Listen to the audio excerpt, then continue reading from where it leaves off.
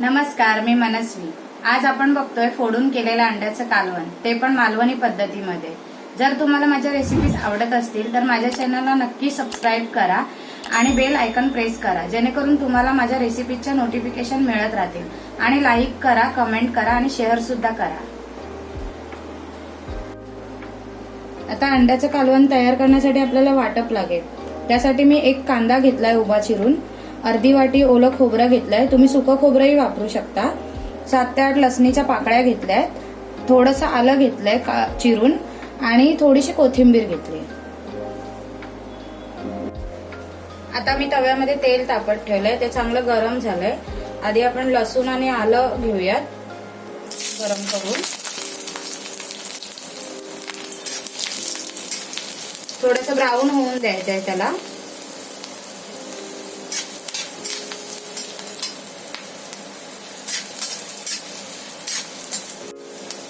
आता आपण त्यामध्ये एक उभा चिरलेला कांदा घालूयात, तो पण चांगला ब्राऊन होऊन द्यायचा आहे।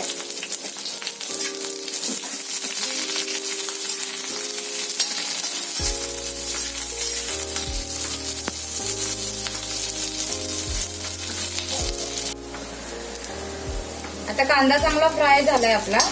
आता आपण त्यामध्ये ओलं खोबरं घालूयात, अर्धी वाटी घेतलंय मी।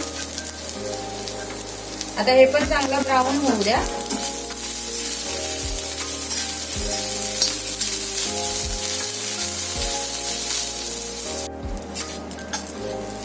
आता ओलं खोबरं पण चांगलं ब्राऊन झालंय। आता आपण त्यामध्ये कोथिंबीर घालू।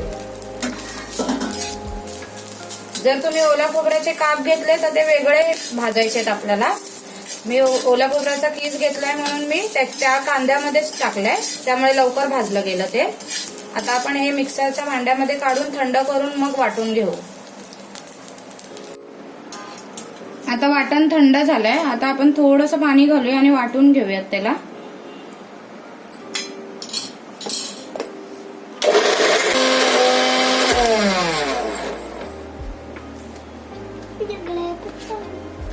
आता हे बघा, चांगली पेस्ट झाली आहे, वाटण वाटून झालंय व्यवस्थित। आता आपण कालवणाला फोडणी घालूया।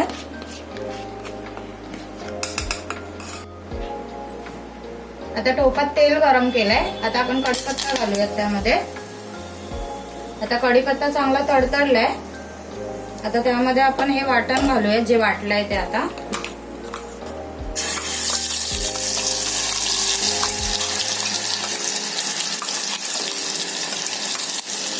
आता हे वाटण 2 ते 3 मिनिटं चांगलं परतायचंय मीडियम गॅसवर, आणि मग आपण मसाले घालूया त्यामध्ये।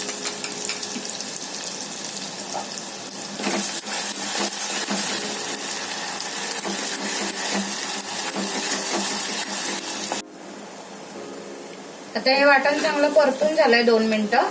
आता आपण त्यामध्ये मसाले घालूया। 1 टेबलस्पून मी हळद घेतले, ती घालूया। थोडंसं मीठ चवीनुसार। हा मालवणी मसाला आहे, 1 चमचा।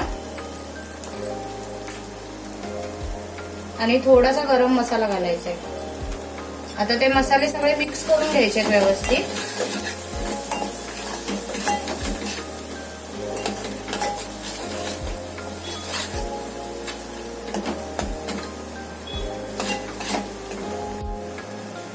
आता हे वाटण चांगलं भाजून झालंय आपलं। आता आपण त्यामध्ये हे वाटपाचं उरलेलं पाणी भांडं धुवून घालूया। तुम्हाला जेवढं पातळ पाहिजे तेवढं तुम्ही कालवण बनवू शकता। आता मी 3 माणसांसाठी बनवते, तुम्हाला जेवढं घट्ट किंवा पातळ ते तुमच्या आवडीनुसार तुम्ही बनवू शकता। आता मी 3 ग्लास पाणी टाकलंय, छोटे ग्लास आहे।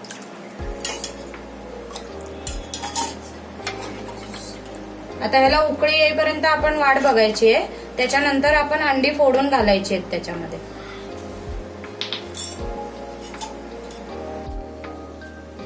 आता कालवणाला चांगली उकळी आली आहे, आता आपण गॅस फास्टच ठेवायचा आणि त्याच्यामध्ये अंडी फोडून टाकायचे आहेत आपल्याला। हे बघा, अशी असं घ्यायचंय आणि फास्ट गॅस मध्ये टाकायचंय। कालवण उकळत असताना गॅस कमी नाही करायचा, नाही तर अंडी विरघळली जातील। आणि ही अंडी लांब लांब सोडायची आहेत कालवणामध्ये. हे बघा अशी. अजून एक दाखवते. मी ते 4 अंडी घेतली आहेत.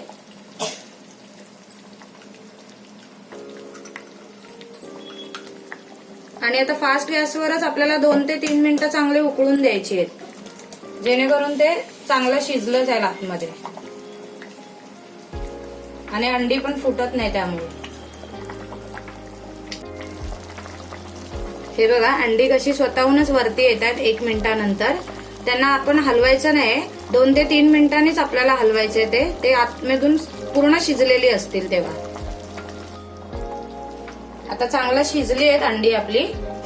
आता मी तुम्हाला दाखवते कसं शिजलंय ते. आणि पूर्ण अख्खीच्या अख्खी राहिलेत अंडी. ही बघा चांगलं शिजलं गेलंय आतमधून, कडक झालंय पूर्ण. हे बघा दुसरं पण दाखवते तुम्हाला. आणि अख्खीच्या अख्खी राहिली ती बघा, जरा पण फुटली नाहीये ती. आणि जेवढं आपण फोडून अंड्याचं कालवण करतो त्याला टेस्ट असते ना, तेवढी आपण बॉईल करून जर घातले ना तर फक्त मसाल्याची चव येते, फोडून घातलेल्या अंड्याची चव नाही लागत. त्यामुळे आम्ही फोडूनच करतो अंड्याचं कालवण. आता मी गॅस बंद करते.